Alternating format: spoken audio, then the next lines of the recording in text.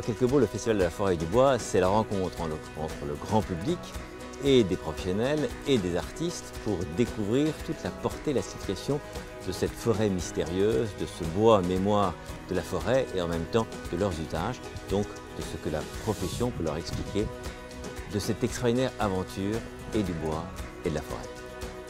François Forêt est l'interprofession de la forêt et du bois. Nous sommes ici parce que nous parrainons et nous finançons donc une manifestation assez extraordinaire dans ce cadre merveilleux du château de la Bourdesière. Le Festival de la forêt et du bois est un événement associé à la Journée internationale des forêts puisqu'ils ont la même dynamique, le même esprit de faire découvrir la forêt aux Français dans une ambiance ludique, pédagogique et positive.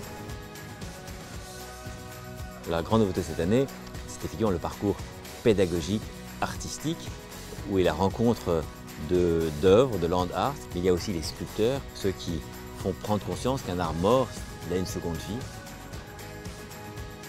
C'est un séquoia qui est mort sur pied et que j'ai commencé à sculpter lors de la première édition du Festival de la forêt, c'est-à-dire il y a 3 ans. Là, c'est la 3e étape de sculpture.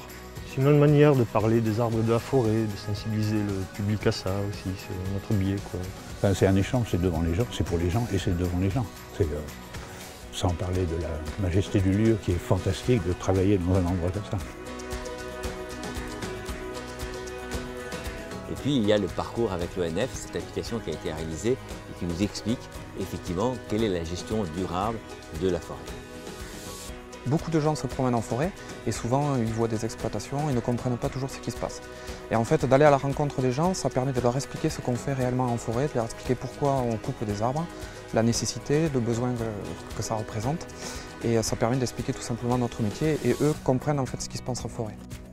Et puis, jeu de piste, c'est-à-dire jeux familiaux, qui permet de comprendre et de découvrir un certain nombre d'énigmes et de savoir où est Idéfix, pourquoi Idéfix, parce que Obélix et Astérix sont présents avec un merveilleux ouvrage qui a été fait avec Terragir et François Forêt, qui explique encore une fois ce qu'est la forêt française, mais ce qu'est la gestion durable de la forêt. C'est important d'avoir des personnages emblématiques et sympathiques qui permettent de faire passer des messages pour faire comprendre les enjeux de la forêt aux enfants. Et Idéfix, pour nous, c'est un personnage remarquable parce que c'est un petit chien qui a une obsession, c'est sauvegardons le bois, n'abîmons pas le bois, etc. Mais il est tout à fait heureux de vivre dans des maisons en bois, entourées par une palissade en bois.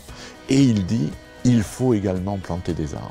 Eh bien, nous avons, grâce à lui, une idée fixe qui est, on veut du bois pendant très longtemps et pour ça, il faut s'occuper de la forêt.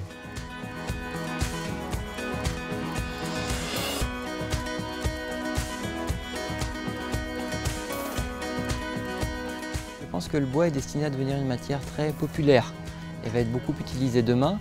Donc c'est important que les gens comprennent pourquoi on utilise le bois et quelles sont les qualités du bois pour leur habitat ou même pour leur propre décoration. Il est primordial en effet que le grand public connaisse à la fois la forêt et les métiers du bois.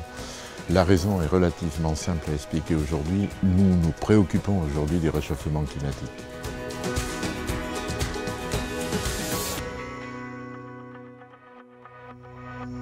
L'architecte qui avait gagné l'année dernière le concours Innovation Construction, ce concours qui a amené à imaginer une maison 100% bois. Cette maison qui sera construite l'année prochaine en partenariat avec François Forêt et la Caisse des dépôts et consignations.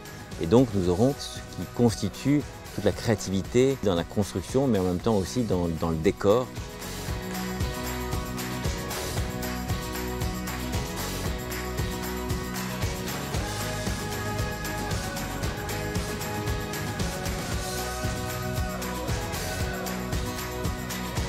L'ensemble des ateliers qui sont proposés sont de bon goût, sont tournés vers l'avenir, vers les enfants, vers le pédagogique et vers la survie de la planète.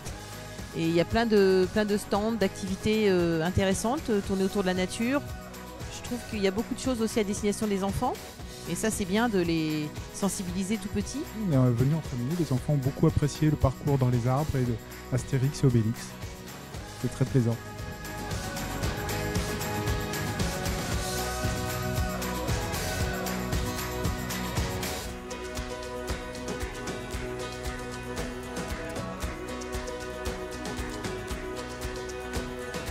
La 4e édition se tiendra toujours le 3e week-end d'octobre bien évidemment sur un thème qui nous relie à la forêt et probablement le thème sera la santé.